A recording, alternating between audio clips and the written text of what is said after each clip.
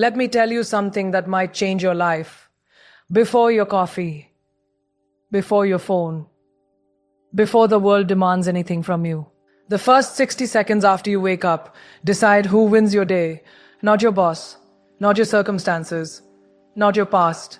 You utter, and if you don't own that first minute, the world will. We underestimate it because it's small. 60 seconds feels harmless, but that minute is the gateway. It's the border between intention and reaction. And most people cross it unconsciously. Today, that changes. The moment your eyes open, before your body fully moves, before the world rushes in, there is a single silent thought that rises to the surface of your mind. That thought is not random. It is not harmless. It is a signal. A command. A declaration of how you are about to experience the next 16 hours of your life. Most people don't even notice it. They let it slip by like background noise. I'm tired. Not again. I don't feel like it. And in that instant, their nervous system responds. Their posture softens. Their energy drops. Their day tilts in the direction of that one careless sentence. But here's the truth. Your brain believes the first story you tell it. It doesn't argue. It aligns. So if your first thought is defeat, your body prepares for defeat. If your first thought is pressure, your body prepares for stress. The first thought is not small. It is the architect of your emotional state. In that fragile, powerful window between sleep and action, your mind is highly suggestible. Neuroscientists call it the theta state, a space where your subconscious is more open, more receptive, more programmable. You are, in essence, writing the opening line of your day directly onto your internal operating system. And yet, we treat that moment casually. We let yesterday's worries spill into today's beginning. We replay unfinished conversations. We anticipate problems that haven't even happened. And then we wonder why we feel overwhelmed before we even step out of bed. The mind is like wet cement in that first minute. Whatever you press into it leaves an imprint. The question is, are you imprinting power or panic higher? Panic. Understand this with absolute clarity. Thoughts are not just mental whispers. They are biochemical triggers. The moment you think, I'm stressed, your brain releases cortisol. Your heart rate subtly shifts. Your muscles tighten. Your breathing becomes shallow. But when you think, I'm ready, or I'm grateful to be here, your brain releases dopamine and serotonin. Your chest expands. Your energy rises. Your body follows your belief. This is not motivational fluff. It is physiology. Your first thought doesn't just color your mood. It programs your biology. And when you program your biology for strength, you walk into the day differently. Your conversations change. Your decisions sharpen. Your resilience expands. All because of a single intentional sentence. The tragedy is not that people have negative thoughts. The tragedy is that they accept them as truth. Just because a thought appears in your mind does not mean it deserves authority. You are not a prisoner of your first impulse. You are the editor. You are the author. You are the author. You are the one who decides what stays and what goes. When you wake up and the thought says, I can't handle today, you have a choice. You can let it run your nervous system, or you can interrupt it with something stronger. I have handled harder. When your mind whispers, I'm not enough, you can counter with, I am growing, I am capable, I am prepared. Power is not the absence of negative thoughts. Power is the decision to override them before they take root. And here is where discipline meets identity. The first thought you consistently choose becomes the lens through which you see yourself. If every morning begins with self-doubt, you slowly build an identity around struggle. If every morning begins with intention, I show up fully, I lead with courage, I create value. You build an identity around strength. Identity is not formed in dramatic, life-altering moments. It is formed in dramatication, quiet repetition, morning after morning. Your first thought becomes your internal reputation with yourself. When you repeatedly choose empowering thoughts, you build self-trust. You prove to yourself that you are not at the mercy of mood.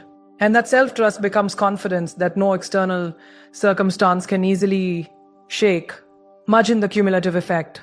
One powerful thought does not just change one morning. It changes your posture in a meeting. It changes the tone of your voice in a difficult conversation. It changes whether you hesitate or step forward.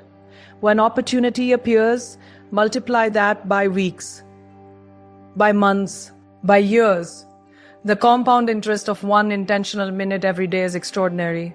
You don't need an hour-long routine to transform your life. You need awareness. You need ownership. You need to recognize that the first sentence you speak in your mind is a seed.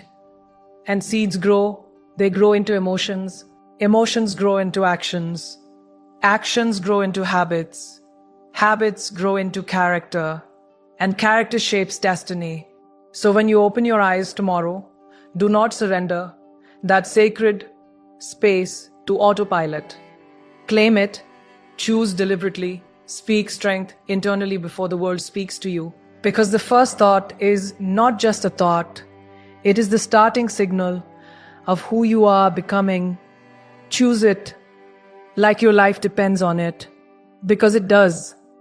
The first thing most people reach for in the morning isn't clarity. It isn't intention. It isn't strength. It's their phone. Before their feet touch the ground, before they've taken a conscious breath, they are already plugged into notifications, headlines, emails, and opinions. And in that instant, something subtle but powerful happens. They surrender control. They allow the external world to dictate their internal state. A message can trigger anxiety. A post can spark comparison. A headline can ignite fear. And just like that, their emotional direction has been decided. Not by them, but by whatever flashed across the screen. The first 60 seconds were meant to anchor you. Instead, they scattered you. When you wake up, your mind is in its most impressionable state. It is quiet, receptive, unarmored. That is exactly why what enters it first matters so deeply. Your phone is not neutral. It is engineered to capture attention, provoke emotion, and keep you engaged. Algorithms are designed to stimulate, to alert, to pull you in. So when you scroll first thing in the morning, you are exposing your most vulnerable mental state to a flood of stimulation. You go from zero to overwhelmed in seconds. And then you wonder why you feel restless, distracted, or behind before your day even begins. It's not weakness. It's conditioning. And conditioning can be changed. Understand this clearly.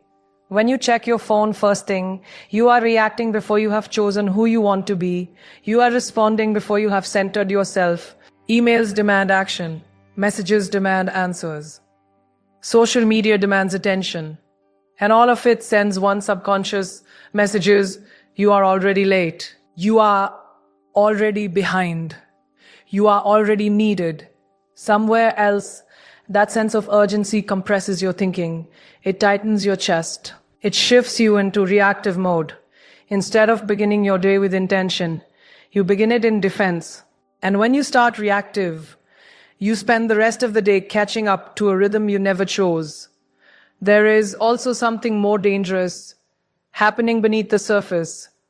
Comparison. The moment you open social platforms, you are confronted with curated success, filtered beauty, highlight reels of achievement. Even if you consciously know it's selective, your subconscious absorbs it as reality. Before you have even brushed your teeth, you are measuring your life against someone else's peak moments. That quiet comparison chips away at confidence It plants seeds of inadequacy. It makes your own goals feel smaller, your own progress feels slower. And all of this happens before you've even had a chance to define what today means for you. You deserve to start your day rooted in your own path, not tangled in someone else's. Your phone is a powerful tool. It connects, informs, enables. But tools are meant to serve you, not rule you. The first minute of your day should be about alignment, not consumption. When you delay picking up your phone, even for 60 seconds, you reclaim authority. You tell your mind, I decide what enters my space. That single act builds discipline. It strengthens focus. It trains your brain to seek internal direction before external input. And that discipline compounds. Because when you prove to yourself that you can resist the immediate pull of distraction, you strengthen your ability to resist distraction throughout the day. You sharpen your attention span. You deepen your presence. You elevate your performance. Imagine waking up and instead of scrolling, you sit up and take one deliberate breath. You stretch your body. You choose one intention for the day. You remind yourself who you are becoming in that quiet space. There is no noise, no comparison, no urgency, just clarity. That clarity becomes your foundation. Then when you do pick up your phone, you do it from a position of strength, not vulnerability. You respond instead of react. You engage instead of absorb. You remain anchored instead of scattered. The device hasn't changed, but your relationship to it has. And that changes everything. Because the most successful, grounded, focused individuals are not those who avoid technology. They're those who control when and how it enters their lives.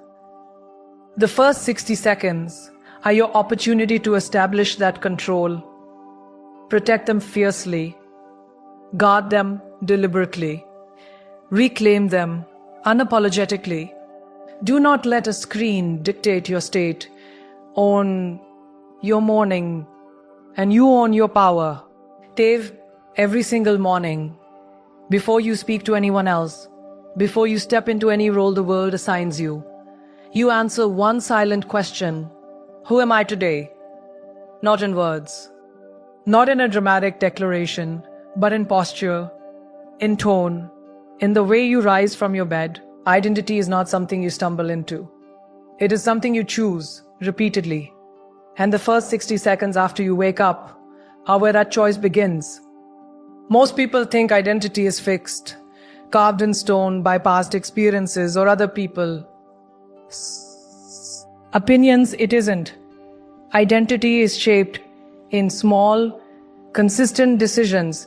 The way you begin your morning is one of the most powerful of those decisions. When your alarm goes off, there is a micro moment of negotiation. Stay small or rise strong. Delay or move. Doubt or decide. That negotiation may last only seconds, but it reveals everything. If you hit snooze again and again, you are not just postponing waking up, you are reinforcing an identity of hesitation. If you sit up with intention, even when you don't feel like it, you are reinforcing an identity of discipline. The action seems minor. The psychological message is massive because every action you take casts a vote for the type of person you believe you are. And over time, those votes build your self-image. Identity drives behavior far more than motivation ever will. If you see yourself as someone who struggles, you will unconsciously look for evidence to support that belief. If you see yourself as someone who leads, who grows, who adapts, your behavior begins to align with that image. The first minute of your day is your opportunity to consciously install the identity you want to embody. You don't wait to feel confident. You choose to act confident. You don't wait to feel ready. You decide you are capable. High performers across industries understand this principle deeply. They do not rely on fluctuating emotions to define who they are. They define themselves first, then let their actions catch up. The problem is that Many people allow yesterday's version of themselves to dictate today's identity. If yesterday felt unproductive, they wake up already labeling themselves as behind. If yesterday included a mistake, they wake up already calling themselves inadequate. But identity is not a life sentence. It is a daily construction. You are not required to carry forward every doubt, every misstep, every insecurity into a new morning. The first 60 seconds are a reset button. You can consciously decide, today I am focused. Today I am resilient. Today I am courageous. And when you declare that internally, you begin to behave accordingly. Your brain starts scanning for ways to prove you right. There is extraordinary power in deliberate self-definition. When you consistently wake up and affirm a strong identity, you build congruence between your thoughts and your actions. That congruence eliminates internal conflict. Instead of debating with yourself all day, should I try? Should I speak up? Should I take the risk? You act from alignment because you've already decided who you are. And when identity is clear, decisions become faster. Confidence becomes steadier. Even setbacks feel different. They don't shake you at your core because your identity isn't built on outcomes. It's built on intention. You stop saying, I succeeded, so I'm capable. Instead, you say, I'm capable, so I will keep moving. Imagine the cumulative effect of this daily choice. Morning after morning, you rise and claim an identity of strength. You train your nervous system to associate waking up with empowerment instead of resistance. You begin to trust yourself. That trust spills into every area of your life, your work, your relationships, your ambitions. People sense it. They feel the steadiness in your presence. They respond differently to you because you are responding differently to you, because you are responding differently to yourself. Identity is magnetic. It shapes the energy you carry into rooms. It influences the standards you set.